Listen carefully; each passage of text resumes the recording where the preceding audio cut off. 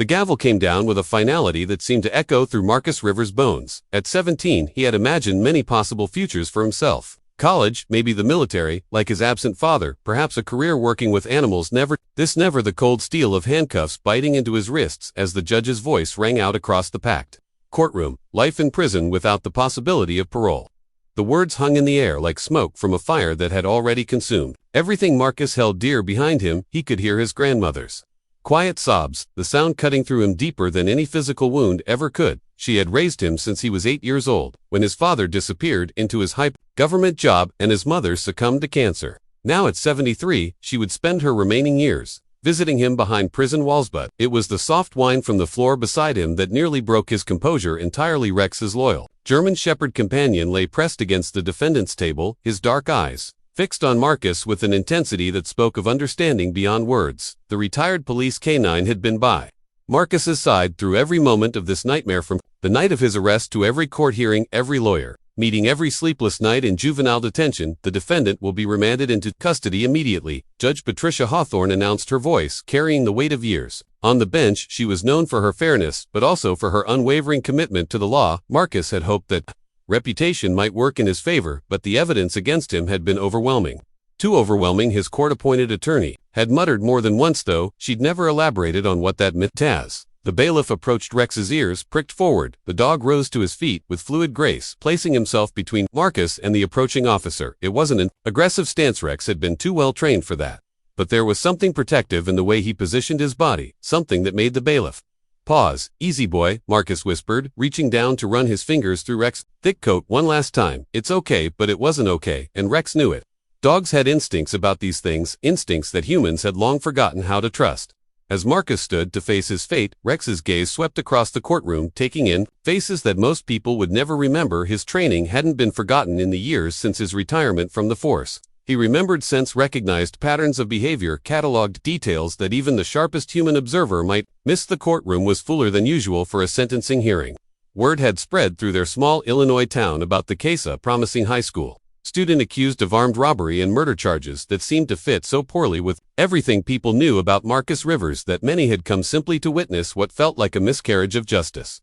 But others were there for different reasons, their presence creating an undercurrent of tension that only Rex seemed to fully perceive. In the third row, a man in an expensive suit checked his watch repeatedly near the back. A woman with short, blonde hair kept her sunglasses on, despite the indoor setting. And in the gallery's front section, a middle-aged man with graying temples sat perfectly still, his hands folded in his lap with military precision. Rex's attention lingered on each of them, filing away details in the way that had made him one of the most successful narcotics dogs in the state. Before his retirement, Mr. Rivers, the judge continued, her voice softer now but no less firm, before you are taken into custody, do you have anything to say to this court? Marcus stood on shaking legs, his mind racing through all the words he'd practiced, all the speeches about innocence and justice that felt hollow. Now in the face of his sentence, he opened his mouth to speak, then closed it again. What was the point? The evidence said he had been there that night, his fingerprints on the weapon, his DNA at the scene, security footage that, while grainy, showed someone of his build and height leaving the area, but he hadn't been there. He had been home with Rex, watching old movies and sharing a bag of microwave popcorn, while his grandmother worked the night shift. At the hospital, just the two of them, as it had been so many evenings before. Rex was his alibi, but dogs couldn't testify in court. I didn't do this, Marcus finally said, his voice barely above a whisper, but carrying clearly in the silent courtroom. I know how this looks, and I know what the evidence says, but I didn't kill Mrs. Patterson. I didn't rob her store. I've never even been inside Patterson's market without my grandmother. He swallowed hard, fighting back tears that would only make him look younger, more vulnerable. But I guess that doesn't matter now, Judge. Hawthorne studied him for a long moment, her expression unreadable. She had sentenced hundreds of defendants over her career, and she had developed an eye for reading people. Something about this case had bothered her from the beginning, not enough to override the evidence, but enough to leave her with the uncomfortable feeling that important pieces of the puzzle were missing. The court acknowledges your statement, Mr. Rivers, she said finally. I wish I could say that protests of innocence were unusual in my courtroom, but they are not. What is unusual? She paused, her gaze drifting down to Rex, who had remained perfectly still throughout the proceedings, but whose attention seemed focused on something beyond the defendant's table. What is unusual is the behavior of your companion. Every eye in the courtroom turned to Rex. The German Shepherd's training was evident in his posture, alert, but controlled, watchful but not aggressive. His dark eyes moved methodically across the gallery, as if he were conducting his own investigation. When his gaze settled on the man with graying temples in the front section, his body went rigid. A low, barely audible growl rumbled in Rex's chest. It was not the sound of a pet protecting his owner, but something far more specific, the focused warning of a working dog, who had identified a threat. The man in the front row shifted uncomfortably, and Rex's growl grew more pronounced. Judge Hawthorne leaned forward in her chair, her years of experience telling her that she was witnessing something significant, even if she couldn't quite identify what it was. Bailiff, she said quietly, please wait a moment before removing the defendant. The courtroom held its collective breath as Rex took a single step forward, his attention laser-focused on the man who was now visibly sweating despite the cool October air. The dog's training was warring with his instincts, had been taught never to react without a handler's command, but every fiber of his being was screaming that something was wrong. Marcus felt the shift in Rex's demeanor and followed his gaze to the man in the gallery. He didn't recognize him, but there was something familiar about his posture, something that nagged at the edges of his memory. Like a half-remembered dream, Your Honor. The prosecutor interrupted clearly, uncomfortable with the delay, while we all sympathize with the defendant's attachment to his pet. I don't see how, Mr. Kellerman. Judge Hawthorne cut him off, her voice sharp. I've been on this bench for 23 years, and in that time, I've learned to pay attention when something feels wrong. Right now, something feels very wrong indeed. She stood, her black robes rustling in the sudden silence. This court will stand in recess for 10 minutes. Bailiff, please secure the courtroom. No one is to leave until I return.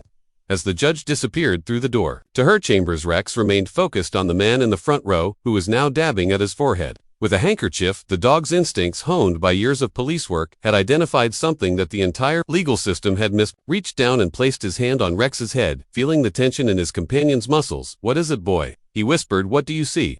Rex looked up at him briefly, his dark eyes conveying a message that transcended words. Trust me, this isn't over. In that moment, as the courtroom buzzed with confused whispers and the man in the front row checked his watch for the third time in 2 minutes, Marcus felt the first flicker of something he hadn't experienced in months. Hope 2 years earlier. Sound of whimpering had been so faint that Marcus almost missed it as he cut through the parking lot behind the abandoned Riverside Police substation. It was nearly midnight, and he was taking his usual shortcut home from his job at the movie theater, earbuds and hood, up against the October chill. But something made him pause and pull out the earphones, maybe the same instinct that would later save his life. There, partially hidden behind a dumpster, lay a German Shepherd that looked like he had been through hell. The dog was conscious but barely moving, his dark coat matted with blood from what appeared to be a deep gash along his left flank. His breathing was labored, and when he saw Marcus approach, he didn't even have the strength to lift his head more than a few inches off the ground.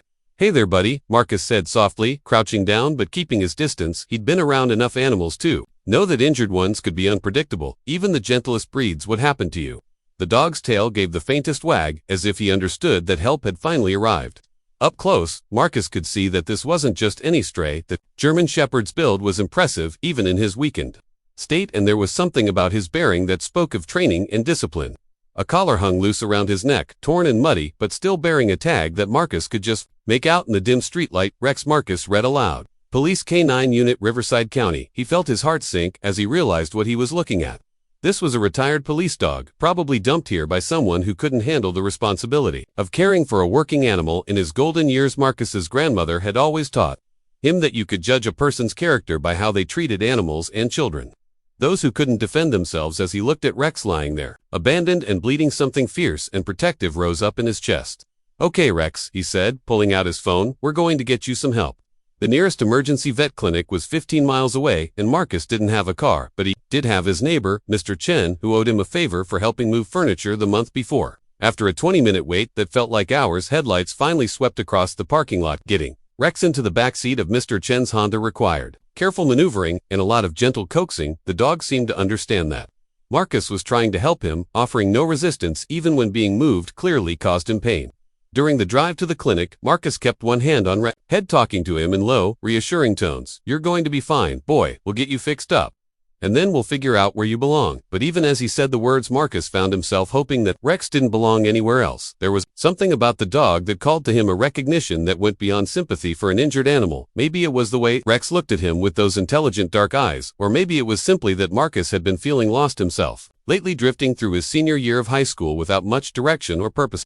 Emergency vet Dr. Sarah Kim was a small woman with kind eyes and gentle hands who seemed to have an instant rapport with Rex. As she examined him, her expression grew thoughtful. This is a beautiful animal, she said, carefully cleaning the wound on his flank. The cut looks deliberate, like someone took a knife to him. But see these scars here? She pointed to faded marks along Rex's shoulders and legs. "This dog has been in service, police or military, I'd guess. He's been trained to handle stress and pain," the tag says. "He's from the Riverside Police K9 Unit." Marcus offered. Dr. Kim nodded. "I'll call them in the morning, see if anyone's reported him missing." But honestly, with retired service dogs, she trailed off, focusing on stitching up Rex's wounds. Sometimes people adopt them with good intentions, but don't realize what they're taking on. These dogs have been working their whole lives. They need purpose, structure, activity. When they don't get it, they can become destructive or depressed. What if no one claims him? Then you'll have a decision to make. He's going to need ongoing care, physical therapy, to get his strength back, and German Shepherds, especially retired working dogs, require a lot of attention and exercise. They're not apartment pets. Marcus thought about his grandmother's small house, about his part-time job at the theater that barely covered his own expenses, about the college applications he still hadn't filled out because he had no idea what he wanted to study. Taking on a dog like Rex would be a huge responsibility, but as he looked down at Rex, who had managed to rest his head on Marcus's lap while Dr. Kim worked, he felt something settle into place in his chest. This dog needed him more than that. Marcus realized he needed Rex too. The next morning brought the call Marcus had been both hoping for and dreading. The Riverside Police K9 Unit had no record of a missing German Shepherd named Rex. After some digging, they discovered that Rex had been retired 6 months earlier due to a minor hip injury that made him unsuitable for active duty. He had been adopted by Officer Dale Morrison, but when Dr. Kim called Morrison's number, it had been disconnected. Happens more often than you'd think. The desk sergeant explained to Marcus over the phone. People see these dogs in action and think they want one, but they don't understand what they're getting into. These animals have been soldiers, not pets. They need jobs to do. What kind of jobs? Well, Rex here was one of our best narcotics dogs before his retirement. Knows like you wouldn't believe, and smart as a whip. But he's also been trained in protection work, crowd control, tracking. The thing is, once they retire, they don't just stop being working dogs. They need mental stimulation, physical challenges, a sense of purpose. As the sergeant spoke, Marcus watched Rex lying on the living room floor, still weak from his surgery, but alert and watchful. The dog's eyes followed every movement, cataloged every sound. Even injured and abandoned, he maintained the bearing of a professional. "What if I wanted to keep him?" There was a pause on the other end of the line. "Son, are you sure you know what you'd be taking on? Rex is 8 years old, which is getting up there for a working dog, but he's got a lot of years left in him. He's going to need training, exercise, mental stimulation, and if someone hurt him deliberately..." The sergeant's voice hardened. "Well, let's just say there are some bad people out there who don't like police dogs, even retired ones."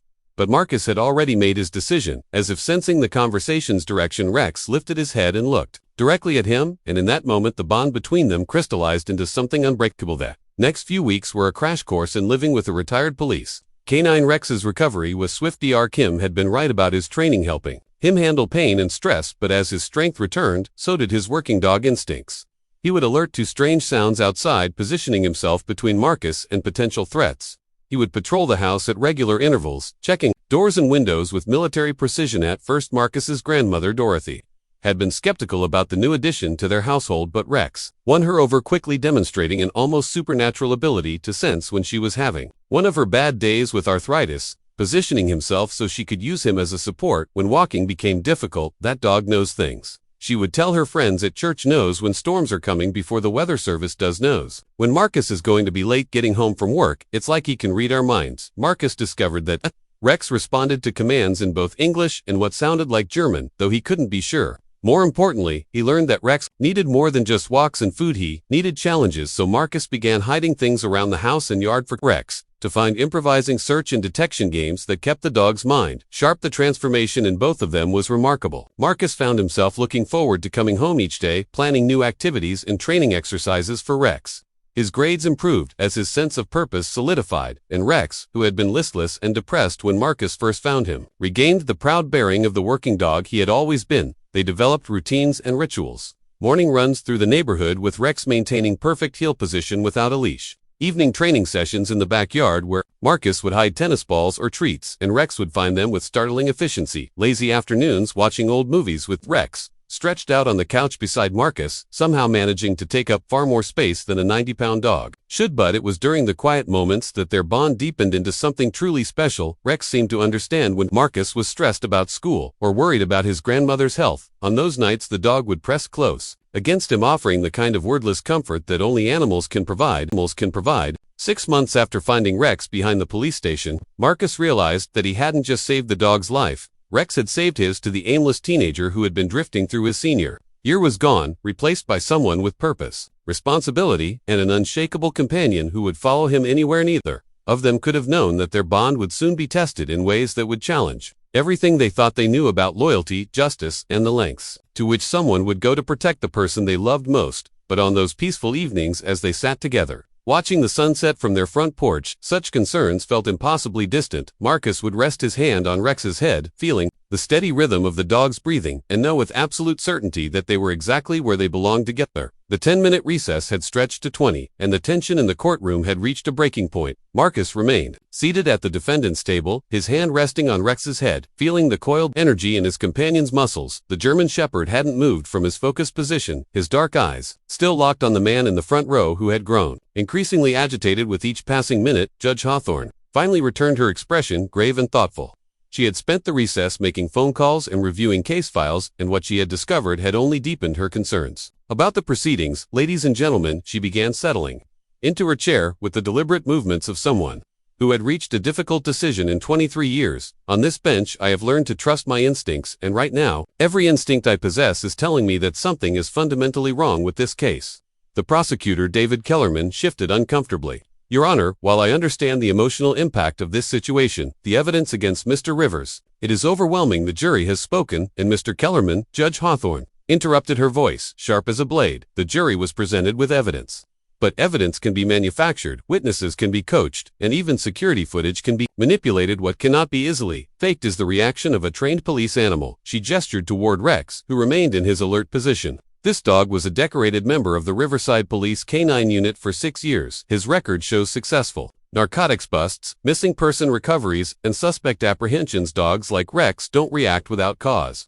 The man in the front row, whom the court records would later identify as Thomas Brennan, a former police officer turned private security consultant, dabbed at his forehead with his handkerchief again. His discomfort was becoming impossible to hide. Furthermore, the judge continued, I've just learned something interesting about our case. Mr. Brennan, would you please stand? The man's face went pale, but he had no choice but to comply as he rose to his feet. Rex's reaction was immediate and dramatic. The German Shepherd surged to his feet, letting out a bark that echoed off the courtroom walls like a gunshot. It wasn't the bark of an agitated pet, but the deep authoritative warning of a police dog who had identified a suspect. Rex, no, Marcus commanded, but the dog ignored him, something that had never happened in the 2 years they'd been together. Rex took 2 steps forward, his body language screaming threat assessment and recognition. The bailiff moved to restrain the dog, but Judge Hawthorne held up a hand. Wait, let me ask you something, Mr. Brennan. According to the records I've just reviewed, you were employed as a security consultant for Patterson's Market until 3 weeks before Mrs. Patterson's murder. You had access to the security system, the building layout, even Mrs. Patterson's daily routines. Yet somehow, your name never came up during the investigation. Lawyer, who had been sitting quietly in the gallery, shot to his feet. Your Honor, my client is not on trial here. He's under no obligation to pin. Your client is free to leave at any time. Judge Hawthorne replied coolly, but if he does, I'll be issuing a warrant for his arrest within the hour. You see, I've also discovered that Mr. Brennan worked with K-9 Rex during his time on the force. In fact, Rex was responsible for a drug bust that ended Mr. Brennan's police career. When it was discovered he had been taking bribes from dealers, the revelation hit the courtroom like a thunderclap. Rex had been the instrument of Brennan's downfall, and now years later, the dog recognized him as a threat to his new pack. Marcus. Rex barked again, this time with even more intensity. His training was warring with his protective instincts, creating a display that was both controlled and wild, professional and deeply personal. That dog is clearly agitated and dangerous. Brennan's lawyer argued this is hardly the basis for overturning a jury verdict, but Judge Hawthorne was studying Rex with the eye of someone who had grown up around working dogs. Her father had been a canine handler for 30 years, and she recognized the specific nature of Rex's alert behavior. Bailiff, please clear a path between the dog and Mr. Brennan. I want to see what happens, Your Honor. This is highly irregular, Kellerman protested. Mr. Kellerman, what's irregular is a 17-year-old boy being sentenced to life in prison when key evidence may have been suppressed. Now, Mr. Brennan, I'm going to ask you to walk slowly toward the exit. Brennan looked trapped, his eyes darting between the judge, his lawyer, and Rex, who was practically vibrating with focused energy. He took a hesitant step toward the aisle, and Rex's reaction was immediate. The dog lunged forward, not to attack, but to block, positioning himself directly in Brennan's path with the precision of his police training. Interesting, Judge Hawthorne, murmured Rex. Here, boy. She clicked her tongue in the specific pattern used by K-9 handlers, and Rex's head swiveled toward her. Though he kept his body between Brennan and the exit, his tail gave a brief wag of recognition. Someone else who spoke. His language now, Mr. Brennan. Please try again, this time when Brennan moved. Rex did something that made everyone in the courtroom hold their breath. He sat down directly in Brennan's path and pointed. Nose extended, body rigid, one front paw raised. In the classic alert position of a narcotics detection dog, the silence in the courtroom was deafening. Mr. Brennan, Judge Hawthorne said quietly, I'm going to ask you a direct question, and I strongly advise you to answer truthfully. Are you currently carrying any illegal substances? This is absurd, Brennan sputtered, but his voice cracked slightly. You can't seriously be suggesting that. He was interrupted by Marcus's voice, quiet but carrying clearly across the room. Rex only does that. When he's detected drugs, he's never wrong. Rex barked once more, sharp and definitive, then resumed his pointing position. Years of training and instinct had converged in this moment, and every person in the courtroom could see that the dog was absolutely certain about what he had detected. Judge Hawthorne turned to the bailiff. Please search Mr. Brennan. You can't do this. Brennan's lawyer objected. There's no probable cause. The alert of a trained narcotics dog is probable cause, the judge replied firmly. Bailiff, proceed. The search was thorough and professional, and it didn't take long to yield results. Hidden in a secret pocket of Brennan's jacket was a small baggie containing what appeared to be cocaine, same drug that Rex had been trained to detect during his years on the force, but, more importantly, the search also revealed a cell phone that wasn't Brennan's registered. Son, I have never stopped loving you, and I have never stopped fighting for you, even when you didn't know it. Marcus looked down at Rex's picture in the case feed. Professional photograph from his police days showing the German Shepherd in full uniform, alert and proud. The dog who had been thrown away like garbage had somehow found his way to the one person who needed him most, and in doing so had unraveled a conspiracy that reached far beyond a small-town murder. What happens now? Marcus asked quietly. Now we finish what Rex started. Brennan is talking. He's facing federal charges that could put him away for life, so he's cooperating fully. The people who paid him to frame you are going to be arrested within the week, and you, Robert, hesitated, then reached across the table to place his hand over his son's. You're going home to that remarkable dog who saved both our lives. Marcus felt tears he had been holding back for months finally begin to fall. Dad, I know, son, I know. And when this is all over, if you'll let me, I'd like to try being your father again. The real kind, not the kind who watches from a distance. For the first time in 9 years, Marcus Rivers looked at his father and saw not the powerful attorney general or the man who had abandoned his family, but simply a father who had made terrible mistakes and was trying to find his way back to his son. I'd like that, Marcus whispered, and meant it. Outside the detention center, Rex was waiting, with Dorothy, his tail wagging, as if he somehow knew that everything was about to change. The dog who had been discarded and left for dead had not only found a new family, he had saved them all. The courthouse steps had never looked more beautiful to Marcus than they did on that crisp November morning, 3 weeks after Rex's dramatic intervention. The media had gathered in force, local news crews, national reporters, even a documentary team that was already calling it the case that a dog solved, but Marcus barely noticed them. His attention was focused entirely on the German Shepherd sitting calmly beside him, wearing a new collar with a brass nameplate that read, Rex Rivers Hero. Judge Hawthorne's voice echoed in his memory as she had spoken just an hour earlier. In light of new evidence and the confession of Thomas Brennan, all charges against Marcus Rivers are hereby dismissed. Mr. Rivers, you are free to go free after 7 months in the juvenile detention system. The word felt serene. Investigation that followed Rex's courtroom alert had unraveled like a ball of yarn in the paws of a determined cat. Brennan, facing federal drug charges and conspiracy to commit murder, had given up his co-conspirators with startling speed. The story that emerged was even more complex and sinister than Robert Rivers had initially suspected. The drug trafficking ring his father had been investigating had tentacles reaching into police departments, city governments, and federal agencies across 3 states. When they learned that Attorney General Rivers was getting close to exposing their operation, they had decided to destroy him by framing his son for murder. Mrs. Eleanor Patterson, the 73-year-old store owner, had been killed, not for the few $100s in her register, but because her store was a convenient location for the frame, isolated enough for privacy but public enough to generate media attention. The level of premeditation was staggering. Detective Sarah Chen had explained to Marcus and his family the week before they spent months setting this up. Collecting your DNA from discarded items, digitally altering security footage, even bribing witnesses to place you at the scene if it hadn't been for Rex's reaction to Brennan, we might never have uncovered the truth. Now standing in the autumn sunshine with his father beside him for the first time in years, Marcus felt the weight of those months finally beginning to lift from his shoulders. Rex pressed against his leg, the dog's solid presence, a reminder that some bonds couldn't be broken by distance, time, or even the machinations of criminals. You ready to go home, son?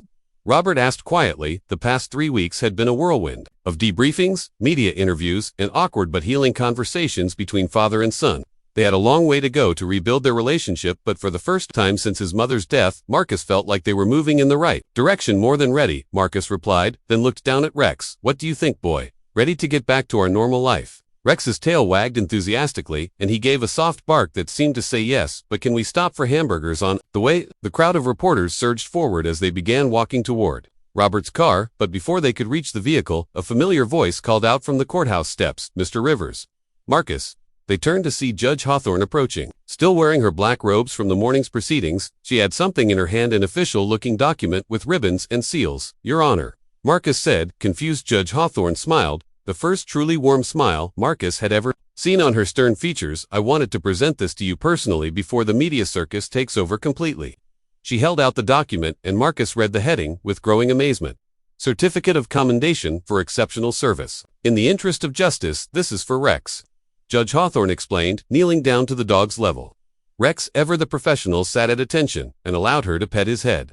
In 37 years of legal practice, I've never seen anything quite like what this remarkable animal did in my courtroom. He didn't just solve a case, he prevented a massive miscarriage of justice. She looked up at Marcus, her eyes serious but kind. Dogs like Rex spend their careers serving and protecting, often at great personal risk. When they retire, they deserve to spend their golden years in peace and comfort surrounded by people who love them. Instead, Rex was betrayed, abandoned, and nearly killed, but he found you, Marcus, and in doing so he found a purpose that may have been even more important than any case. He worked as an active police dog. Rex seemed to understand the solemnity of the moment. His tail gave a gentle wag, but he maintained his dignified sitting position as Judge Hawthorne continued. This certificate formally recognizes Rex as an honorary member of this court with all the respect and appreciation that designation entails. But more than that, it serves as a reminder that justice sometimes comes from the most unexpected sources. She stood and handed the certificate to Marcus, then surprised everyone by saluting Rex with military precision. Thank you for your service, both past and present.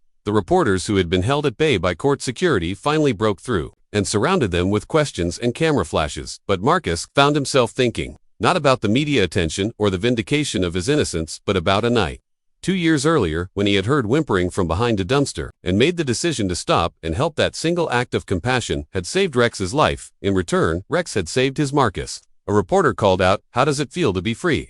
What's your message for other young people facing false accusations? Will you be suing the police department for the wrongful arrest?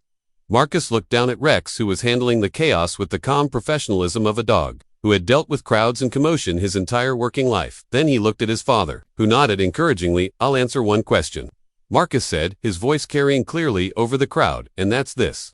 I learned that real loyalty is the most powerful force in the world. Rex could have given up on me, my family could have given up on me, but they didn't. They never stopped believing in my innocence, even when the evidence said otherwise. Device and a set of keys that matched the description of those stolen from Mrs. Patterson's store the night she was murdered. The bailiff held up the evidence. Rex relaxed his stance and trotted back to Marcus's tail, wagging as if he had just completed a successful training exercise. He settled at his partner's feet with the satisfied air of a job well done. Judge Hawthorne leaned back in her chair, her expression grim but vindicated. Mr. Brennan, you're under arrest for possession of illegal narcotics and suspicion of murder. Mr. Kellerman, I'm ordering an immediate review of all evidence in this case. And Mr. Rivers. She looked at Marcus with something that might have been an apology in her eyes. I'm granting a stay of your sentence pending a full investigation. As Brennan was led away in handcuffs, Marcus knelt down and wrapped his arms around Rex, burying his face in the dog's thick coat.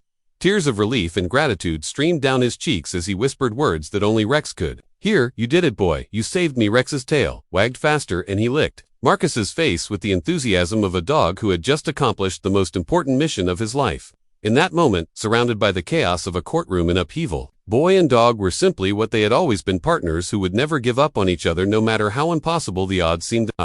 Truth was finally beginning to emerge from the shadows, and it had taken the loyalty and instincts of a retired police dog to bring it into the light. The holding cell where Marcus spent the next 3 days felt like both a prison and a sanctuary. The stay of execution granted by Judge Hawthorne meant he was no longer facing immediate transfer to state prison, but it also meant waiting, something that had become almost unbearable after months of legal proceedings, as of course wasn't allowed in the detention facility. So Marcus relied on updates from his grandmother and his court-appointed attorney Jennifer Walsh. What he learned during those visits painted a picture of a case that was unraveling faster than anyone could have anticipated. The phone they found on Brennan was a burner, Walsh explained during her visit on the second day, but the forensics team was able to recover deleted text messages, Marcus, someone was paying him to frame you big money. Marcus felt his stomach drop. Why me? That's what we're trying to figure out. The messages are cryptic, but they reference the boy and making sure he's out of the picture permanently. Someone wanted you gone, Marcus. The question is why a 17-year-old kid with no criminal record would be worth this kind of elaborate setup. The answer came in the most unexpected way possible. On the third day, Marcus was summoned to the warden's office for what he assumed would be another meeting with his attorney. Instead, he found himself facing a man he hadn't seen in nearly a decade. His father, Attorney General Robert Rivers. The years had been kind to Robert Rivers at 52. He still carried himself with the bearing of the Marine officer he had once been, though his dark hair was now streaked with silver, and his face bore the lines of someone who carried the weight of difficult decisions. He was taller than Marcus remembered, or maybe Marcus had just stopped growing up in his absence. Hello, son. The words hung in the air between them like a bridge. Neither was sure they wanted to cross. Marcus studied his father's face, searching for some sign of the man who had once taught him to throw a football and helped him build a tree house in their backyard, but that man felt like a character from someone else's story. Mr. Rivers, Marcus replied formally, the words coming out colder than he had intended. Something flickered across Robert's expression. Pain, maybe, or regret. He gestured to the chairs across from the warden's desk. May I sit? Marcus shrugged, settling into his own chair with the careful composure he had learned during months of court proceedings. His father took the seat across from him, and for a moment neither spoke. I had heard about what happened in court, Robert finally said. About Rex. You heard about the dog, but not about your son being sentenced to life in prison. The bitterness in Marcus's voice surprised them. Both Robert's jaw tightened, but his voice remained steady. I knew about the trial. I've been monitoring the situation. Monitoring. Marcus shook his head. Like, I'm some kind of case file. You're my son, am I? Because, for the last 9 years, I've felt more like an inconvenient reminder of the family you left behind. When Mom died, the accusation hit its mark. Robert's composure cracked, and for a moment, Marcus saw a glimpse of the grief that his father had carried all these years. But before he could process what that meant, his father was speaking again. I left because I couldn't bear to watch you grow up looking exactly like your mother. Every time I saw you, it was like losing her all over again. I thought it would be easier for both of us if I just focused on my career and let Dorothy raise you. Easier for you. Maybe. They sat in silence for several minutes, the weight of years of separation and unspoken hurt filling the space between them. Finally, Robert reached into his briefcase and pulled out a thick folder. I came here because I've been conducting my own investigation into your case. What I've discovered. He paused, seeming to struggle with the words. Marcus, I think you were framed because of me. The folder contained photographs, documents, and evidence that painted a picture Marcus could never have imagined. For the past 3 years, his father had been leading a federal investigation into a drug trafficking ring that stretched from Chicago to the Mexican border. The operation was sophisticated, well-funded, and had connections reaching into law enforcement agencies across the Midwest. Thomas Brennan was small-time, Robert explained, spreading the documents across the table. A dirty cop who took money to look the other way during drug transactions, but he was also connected to bigger players, people who had everything to lose. If our investigation succeeded, what does that have to do with me? Everything. Robert's voice was grim. Marcus, you were never supposed to find Rex. That dog was dumped behind the police station because he had become a liability to Brennan and his associates. Rex had been present during several drug busts that Brennan was trying to cover up. Someone thought a retired police dog would be easy to dispose of. Marcus felt his blood chill. They tried to kill him, and when that failed, and when Rex ended up with you, they saw an opportunity for revenge. If they could frame you for a high-profile murder, it would destroy me professionally and personally. The Attorney General, whose own son is a convicted killer. My career would be over, and the investigation would fall apart. The pieces were clicking into place with horrifying clarity. Mrs. Patterson's murder hadn't been random, and Marcus hadn't been chosen as a scapegoat by accident. He had been targeted specifically because of who his father was. The security footage that showed someone my size leaving the scene, digitally altered. The fingerprints on the murder weapon planted after being lifted from items you had handled. The DNA evidence collected from hair and saliva. Samples taken from your trash. Robert's voice was getting rougher with each revelation. Son, this was a professional operation designed to destroy both of us. Marcus stared at the documents, trying to process the magnitude of what his father was telling him. Someone had murdered an innocent woman and destroyed his life as part of an elaborate revenge scheme against a father he barely knew. How long have you known this?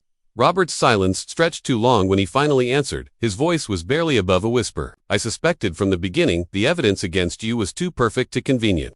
But I couldn't interfere directly without compromising the federal investigation and potentially making things worse for you. So you let me sit in jail for months while you played politics. I let you sit in jail while I built an airtight case against the people who did this to you. Marcus, if I had moved too quickly, if I had shown my hand too early, they would have destroyed the evidence and you'd be spending the rest of your life in prison for something you didn't do. The hurt and anger that had been building in Marcus for years finally boiled over. You let me think I was alone. You let Grandma think her grandson was a murderer. You let that whole courtroom believe I let a trained police dog do what I couldn't do legally. Robert interrupted his own composure, finally cracking. I let Rex save you because I couldn't save you myself without destroying any chance of justice for Mrs. Patterson or protection for our family. The room fell silent again, but this time the silence was different. Marcus could see tears in his father's eyes, the first time he had seen his father cry since his mother's funeral. I know I failed you. Robert continued, his voice raw with emotion. I failed you when your mother died, and I failed you when you needed me most during this nightmare, but I swear to you. He paused, his hand resting on Rex's head, and I learned that sometimes the justice system fails, but justice itself never does. It might take time, it might come from unexpected places, but the truth always finds a way to surface. In my case, it took a retired police dog who refused to let an innocent person suffer for crimes he didn't commit. Rex barked once, as if agreeing with the sentiment, and the crowd of reporters laughed as they finally made their way to the car. Dorothy grandmother was waiting with tears streaming down her face. At 73, she had spent the last 7 months visiting her grandson in detention. Never once wavering in her belief in his innocence, never once complaining about the upheaval the case had brought to her quiet life. My boy, she whispered, embracing Marcus so tightly he could barely breathe. My sweet boy, you're finally coming home. We're all coming home, Grandma.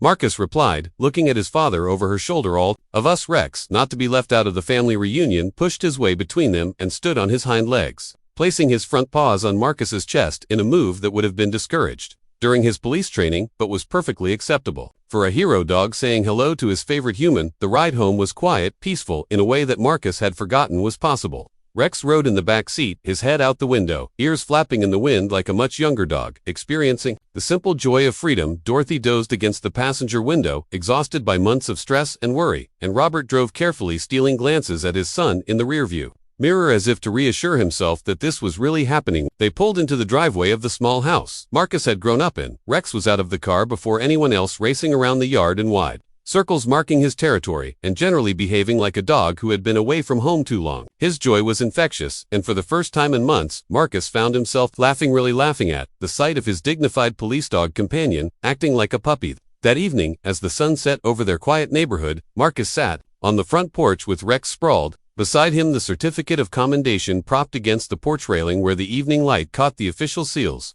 His father sat in the other porch chair, a new edition purchased that afternoon, in anticipation of weekend visits that might eventually become something more permanent. What happens now? Marcus asked, echoing the question he had posed in the detention center weeks earlier. Now you finish high school, apply to colleges, and figure out what you want to do with your life. Robert replied, the same things any 18-year-old should be thinking about instead of legal defense strategies and wrongful conviction appeals. Marcus nodded, then looked down at Rex. And what about you, boy? Ready to retire from detective work and go back to being a regular dog? Rex lifted his head and gave Marcus a look that clearly communicated, I'm a German Shepherd. I'm never going to be a regular dog. They sat in comfortable silence as darkness fell around them. 3 generations of the Rivers family finally together again, plus one 4-legged hero who had made it all possible. In the distance, they could hear the sounds of suburban evening life, children playing, dogs barking, families gathering for dinner. Normal sounds, peaceful sounds, the sounds of a life that Marcus had thought he might never experience again. Dad, Marcus said quietly, breaking the silence. Yeah. Thank you for not giving up on me even when I thought you had. Robert's voice was rough with emotion when he replied, thank you for giving me a chance to be your father again. I know I have a lot to make up for. Rex, sensing the emotional significance of the moment, got up and moved to sit directly between father and son, resting his head on Marcus's lap while keeping one paw extended toward Robert. Even in this, the dog seemed determined to bring his fractured family back together as they sat there under the stars. Marcus reflected on the journey that had brought them to this moment. 7 months ago, he had been an ordinary high school senior with ordinary problems. Tonight, he was a young man who had stared into the abyss of injustice and emerged stronger, wiser, and surrounded by people, and one very special dog who would never let him face darkness alone again. Rex's tail thumped once against the porch boards, a gentle reminder that the best stories aren't about the challenges we face, but about the bonds that help us overcome them. Man, this, Marcus realized as he scratched behind his best friend's ears, was the best story of all. 1 year later, Marcus Rivers graduated valedictorian of his high school class. His speech, titled The Loyalty of Dogs and the Power of Truth, was interrupted 3 times by standing ovations, and once by Rex, who had been given a place of honor in the front row and chose that moment to bark his approval. Marcus went on to study criminal justice at Northwestern University, with plans to become either a defense attorney or a federal prosecutor. He hadn't decided which yet. Rex, now officially 9 years old but still spry and alert, split his time between campus visits and serving as a therapy dog for other wrongfully accused individuals and their families. Brennan was sentenced to 25 years in federal prison.